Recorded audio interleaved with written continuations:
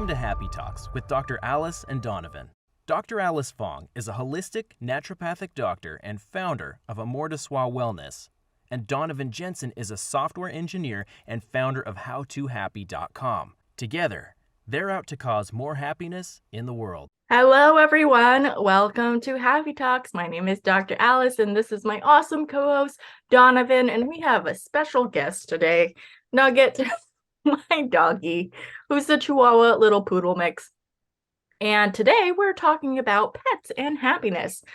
So, Donovan, where would you like to begin this conversation? I'll start with where I'm at because I'm probably the outlier, and then we can move more towards how everyone else responds. Okay. So I will say for me, I have not ever been much of a pet person. That doesn't mean that I'm like an explicitly anti-pet person. There are some of those that are like, I hate cats, I hate dogs, whatever. Yeah. I'm not that, but I feel like I've been fairly neutral. But I also feel like I'm the outlier, right? Like a lot of times people are really surprised, or like some people are kind of aggressive in terms of like, Yeah. you don't like cats, you don't like dogs, you don't like whatever. And I'm just like, I don't say I don't like them. I just don't actively seek them out. Mm-hmm. So from my perspective, and this may make me sound like really emotionally closed off, but for me, like it just is like an overhead type of thing. For me, it's like a lot of responsibility and a lot of work that I don't necessarily want to commit to, but it doesn't matter because I have a cat anyway that was grandfathered in from my partnership, and she's great. So that's kind of my initial take. I'd be curious where you're at. You probably have a much more happy and positive position. Yeah, I mean, I've always loved animals, although I described my childhood as being pet deprived because my parents were against getting like dogs and cats. So I ended up like we had goldfish. That was our pet, which, you know, we can't do much with that. So I would end up making pets out of like everything I could find in the backyard, which included crickets and frogs, lizards, and I think one time a snake. so really anything. So it wasn't until I was kind of on my own. I initially started with just fostering puppies. That was a lot of fun. I kind of wish I had kept my first foster, Zulu, but I was traveling a lot. I was planning a big move across the country, so it just wasn't good timing. But then once we moved to California in 2019, it was the following year, the pandemic year. It's like we were part of that get puppies in COVID. They're COVID pups, basically. We got our first one, Jax, who's in the other room, our bigger dog, in July of 2020. And then we got this little one. Jax was about 5 months. Nugget was about 8 months when we got him in December later that year because we felt like Jax needed a pal. And I would say that, you know, they bring us so much joy and happiness. You know, it's a learning curve initially. They can be a little more challenging, especially when they're younger, because he wasn't fully potty trained. Pee on the carpet a little bit. Now he's perfectly potty trained. And he's just a snuggle bug. So he just loves to snuggle up, which, you know, honestly, I think that's the biggest thing about dogs and probably cats. So, depends on the cat and depends on the dog, obviously. Jax is not as snuggly as this one is.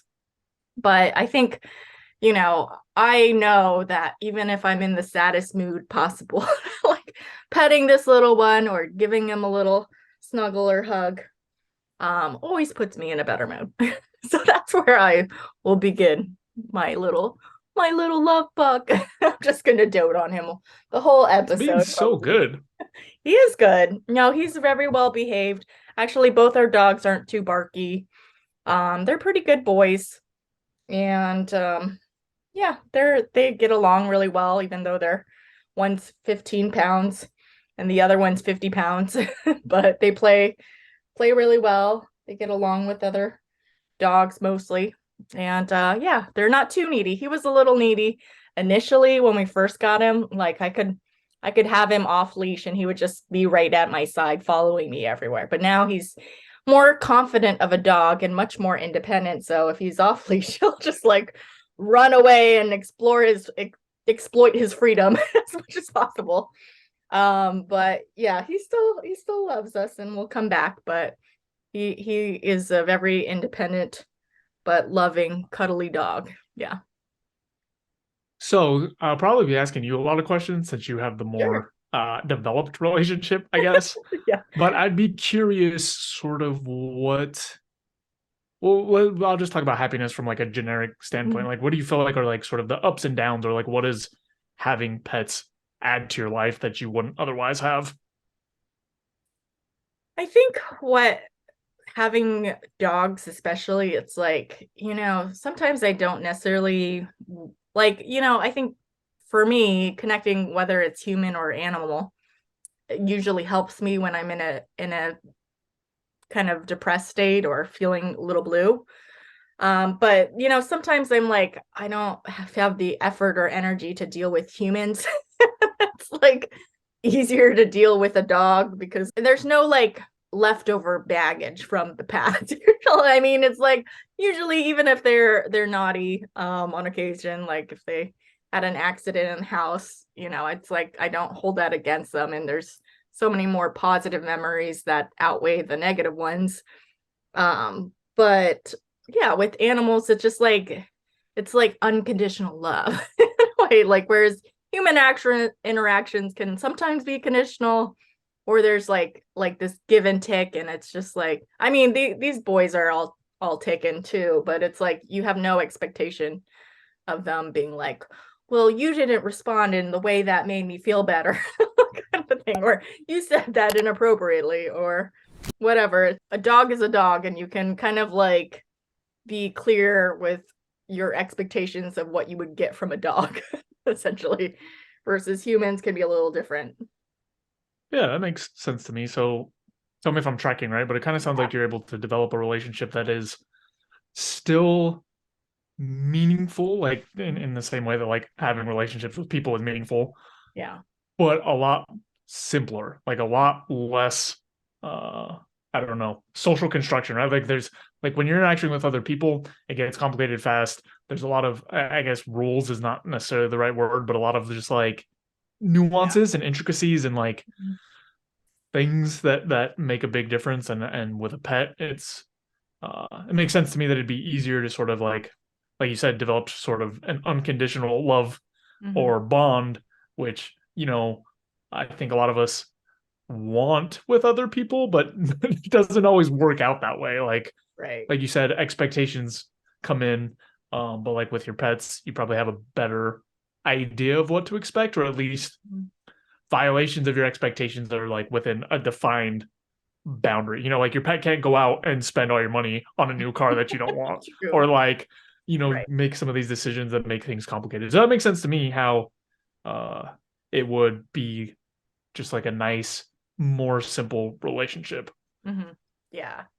Yeah, it's much more straightforward, and it's like, they have pretty basic needs that are like, yeah, walking them, feeding them, letting them pee and poo, essentially, giving them some pets and snuggles, and they're pretty happy. And that's the other thing. It's like it's easy to make them happy, like taking them to the park. It's like, or a walk. They're just like ecstatic, versus like a human. It's like, yeah, sometimes those help. Actually, it's there's so many more layers when it comes to dealing with humans. Yes. On another sort of related note, I would be curious what your experience has been, if you've had any, in terms of like, I guess it would be dog owner as part of a group, right? Like, do you feel like you Mhm. meet enough people or like interact with enough people that having that as part of your identity is helpful for a sense of community, or like that doesn't really factor in? Um, yeah, I think it does. I was just talking to my partner the other day about, we were just watching a show, and of this couple, and one person was like, "Oh, dogs, ew, pew." Like, and we were like, yeah, neither of us were a dog person, I don't think we'd be together essentially. Or if there was like a partner that wanted to have us get rid of our dogs for the sake of the relationship, I would absolutely pick my dogs over that relationship. But yeah, even when we're like meeting other dog owners, like at the park or just happenstance, from day to day, it's like, okay, well, there's a commonality. It's like you get what you're dealing with, like, and there's so many personalities out there. Like I had a friend, actually, we just went out for my birthday dinner a few weeks ago, and she just got a new puppy and who was very challenging. And I was like, man, I can relate because I remember the puppy phase. My boys are about three years old now for both of them. So it's just like that commonality can just help connect you, especially if you're out there dating and you're meeting new people and you both like love dogs. It's a good starting point because it's like something that you care and love. I guess that could go with any hobby. Essentially, it's like, let's say you both love snowboarding with a passion, then yeah, that's something you can share in that common interest. But dogs is like, definitely, like there's a gang of dog owners that just like get you. I want to cue on something you mentioned about like your friend getting a puppy that's was kind of a pain. Yeah. I'd be curious what you think are the necessary, or like, where does someone need to be to consider getting a pet, right? Because sometimes, you hear stories of people like, oh, I got this dog, I had it for 3 weeks or a month or whatever, and like, I'm done. I'm getting rid of this thing. And then in like the worst cases, you hear of like abuse or just dropping them off in the middle of nowhere or like whatever else. So I'm curious what you think people need to have, either like emotionally, financially, whatever, to be prepared for having a pet. Yeah, I am absolutely one of those people that believe, people shouldn't just get pets as gifts. Like, you don't just give someone a puppy as like a present for Christmas, because that is a huge responsibility that will last you 10 to 15 years. It's like not everyone is ready for that type of commitment. And it's like you can't just get a dog because it's cute. You have to like actually, have a stable living situation. Does the environment you live in, do they allow pets? That's important. If you're sneaking a pet in and out, that's gonna you're gonna be caught pretty soon, pretty much. Or if you're living with someone that's kind of like hates them or is allergic to them, that could also be another issue. So living situation is important, but also time. Like my partner had, like when he was living in DC, or when we were both living on the East Coast, he was working like 12-hour days, and he decided to get a German Shepherd dog, which is a highly active, who needs a lot of energy, like needs like constant activity. And that's the other thing. It's like you have to factor in the type of dog that would fit your lifestyle is important. Like there's tons of shepherds and huskies and shelters, but not everyone is cut out to handle it. They're very loving and cuddly, but it's like if you don't have like 2 hours a day to like dedicate to them and their activity, then that might not be the best fit for you. Versus like this little Chihuahua, I mean, he's super active and he loves to run around, but he can also be a very chill lap pup. So, but he does need to be let out. Initially when we first got him, it was like every 4 hours or so, but now he's like, he can go like 8 hours or so. He can last all night without a potty break. But yeah, that's the other thing. It's like, what's your environment? Do you have a yard? Are you set up? Are you willing to spend the time to train them or pay someone to train them for you? And even if you pay someone to train them, are you willing to reinforce the training they got? Otherwise, it's just out the window and wasting money. That's another factor that you have to think about. It's like, are you a responsible person and are going to remember to like feed them and walk them and give them the attention they need? Because this is a living being that needs a lot of love and attention. They're, especially in the early days, they need a lot more. Now he's a little more independent, that he can just be on his own and fine for several hours. But otherwise, it's like if you don't have the time and the commitment and the finances or the emotional resources to support your pets, then it's probably not the best fit. Maybe it's maybe you need a cat. Cats are easier. They can be left alone a little bit longer. They don't need to be walked. Essentially, they can be left. They still need love and cuddles, but they don't need to be let outside to go potty. I was gonna say the cat here, yeah, I might not have to let her outside, but when she's needy, she is needy. Oh Yeah. my God. The last week or two, whenever I try to work, she has been jumping into my lap and just walking in circles on my lap. And I'm like, okay, I need to write some software. Like I need to type. Right. Yeah. But I get what you're saying. Like, yeah. So let me try to recap again what you're saying, which is like, if you are planning on getting a pet, you need to pay attention to the type of pet, because it matters a lot what you actually get and what your actual resources and constraints are. It reminds me, my brother has a dog. He's had him for a long time, but recently got a new job where he has to work like crazy long hours. He's telling me he's feeling really bad and having a hard time because his dog's just at home hanging out alone all day, and like nothing crazy bad is happening, but it's clear whenever he gets home that it's like, oh man, this guy's been lonely all day. Right. So super hyper probably and amped up. I think it is really important for people to like not take the decision to get a pet lightly. I think sometimes people do. Yeah. And at the very least, if you feel like you're not up to it once you have one, finding a good alternative to where you're at, because I just like I said, I'm not explicitly a pet person in the terms of like, oh, I want to have a ton of pets, but it absolutely makes me feel like really sad when I see or hear about like a box of kittens left in the middle of a park, or like whatever thing it is where the person just didn't make an effort to sort of take care of or find a good home for animals that they may not want anymore. Yeah, that's always a sad situation, especially when it's like I see pets kind of just being returned to the shelter because, they just were not prepared, like, or they didn't realize what having a pet involves. And I forgot to like touch on like something you mentioned of like the time period of like how long do you wait before, because there is an adjustment period, especially if I highly recommend getting pets from shelters. Because there's already way too many cats and dogs out there.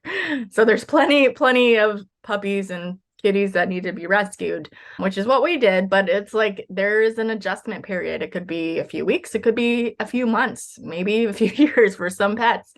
And, I'd say give it at least 3 or 4 months before you decide this is not the pet for me. Because, especially if they were like strays at one point, they have a lot of fear and other issue, or they came from an abusive household. It's like they kind of have to settle into their environment, which might take a little while before they kind of get used to their routine. And routine is everything. And if you're not able to provide a clear routine, then it's like, that's just encouraging more bad behavior or more accidents. Essentially, it's like their potty schedule is pretty routine now, so they don't have accidents anymore, which is nice. But that's something you have to kind of put up with my bigger one. He is actually house trained since we got him at 5 months.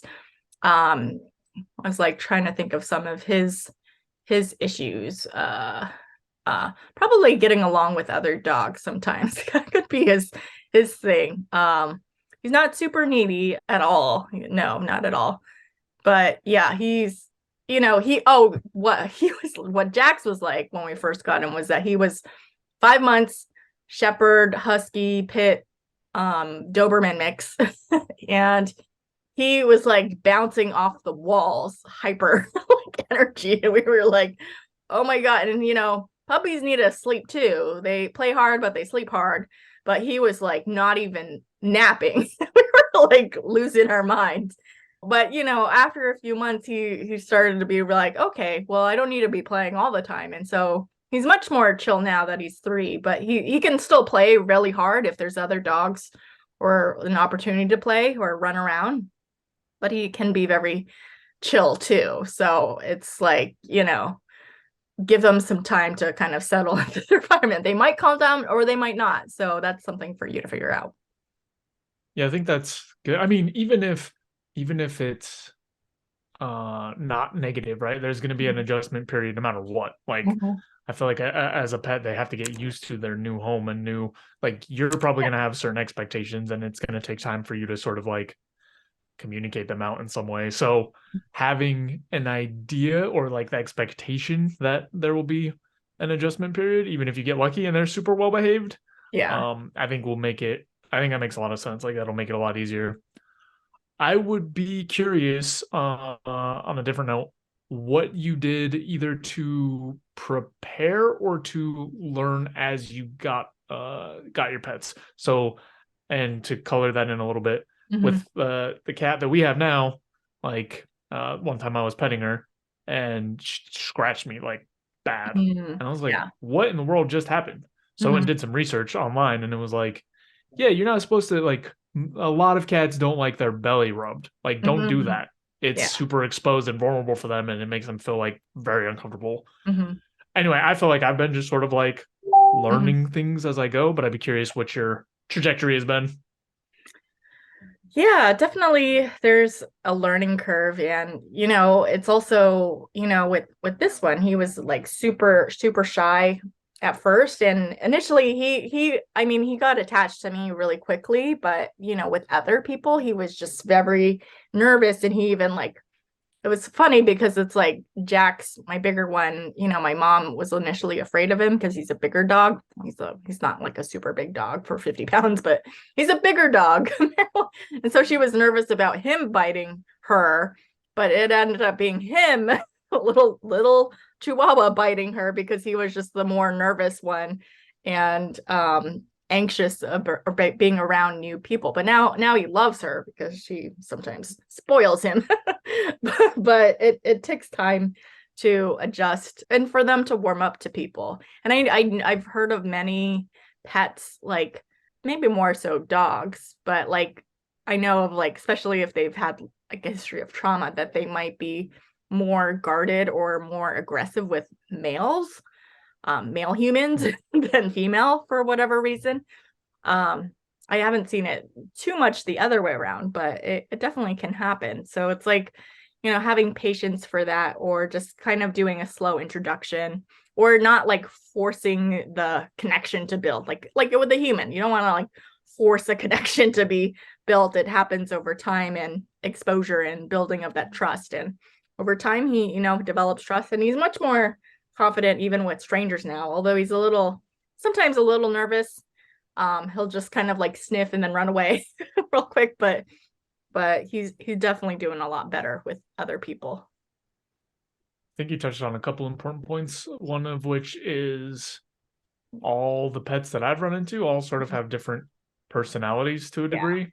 Hmm. And that makes a big difference in terms of how they respond when they're treated certain ways. Yeah.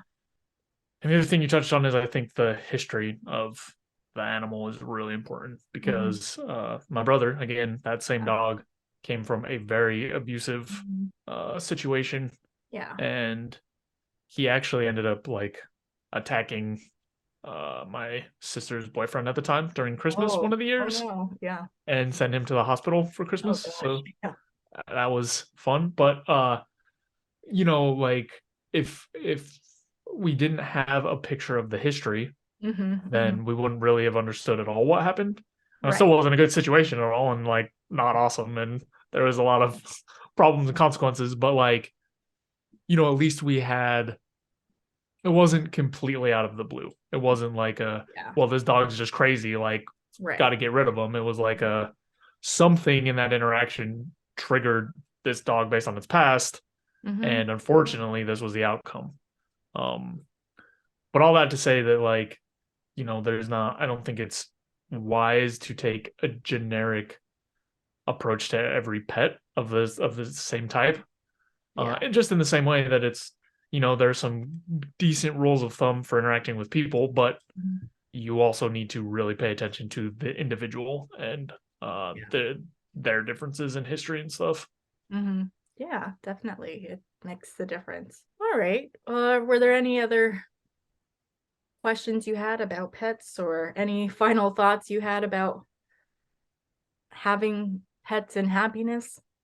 Here's one other sort of specific question, but I would be curious how much people need to set aside, and I don't know, maybe I haven't run into this yet, in Mm, case of sort of emergency problems, right? Because mm, like mhm. I feel like it'd be horrible to have your pet, Yeah. everything's going well, they're well behaved, you got them trained the way you want, whatever, and then you go to the vet and the bill is question mark amount of money, and you're like, oh, this sucks. I have no idea what that question mark will be, so I'd be curious what you think is like a safe amount to set aside if you've even dealt with that yet.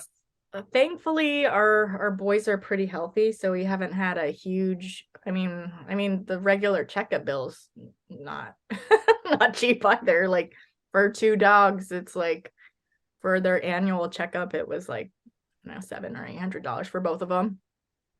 Which was a hefty, but they had like nothing wrong with them. So if there was something wrong with them, like I actually had a client who had a dog who had, I think, like leukemia or something. And so it was like thousands of dollars of testing for just the diagnosis and then like other stuff. So it can really add up easily. One thing, if you have like because my boys are mixes, so they generally are healthier than purebreds, which is another reason why I encourage people to get their pets from shelters.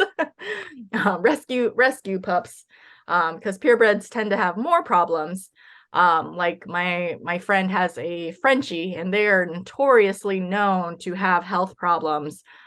So in that case, if you do have a breed that is notorious for having health problems, I'd recommend getting health pet insurance for them, because then it might be worthwhile, because she actually did get pet insurance, actually, thankfully, a few months before there was like a major knee issue for her dog that would end up costing them thousands of dollars. But thankfully they had the pet insurance, so that kind of covered a big chunk of that. So we don't. So I'm a little nervous. But I think, maybe setting aside at least a few grand, and you have to kind of determine, depending on the age of the pet, and I guess how important they are to you is kind of how, or your financial situation or yourself is kind of what you can determine for your budget. But that could be different for each individual, because it's like if it was towards, because my boys are 3, and so they still have plenty of life left. But if they were like 13, both of them, that might, I might question, I would be devastated. It's like, I think you kind of have to set a budget limit of being like, how much are we willing to spend to extend their life a little bit longer? And is it really going to be worth it if it's only like a few months to spend thousands of dollars? So it's kind of like you have to weigh the pros and cons and your finances, and get input from any co-owners of the pet to determine what's best. Yeah, I think that helps just because I have heard, through the grapevine, a couple stories of people who had budgeted for a pet, but what they Yeah. had budgeted for was all of the regular expenses, Right. like, oh yeah, I can feed them. Oh, I can, Yeah.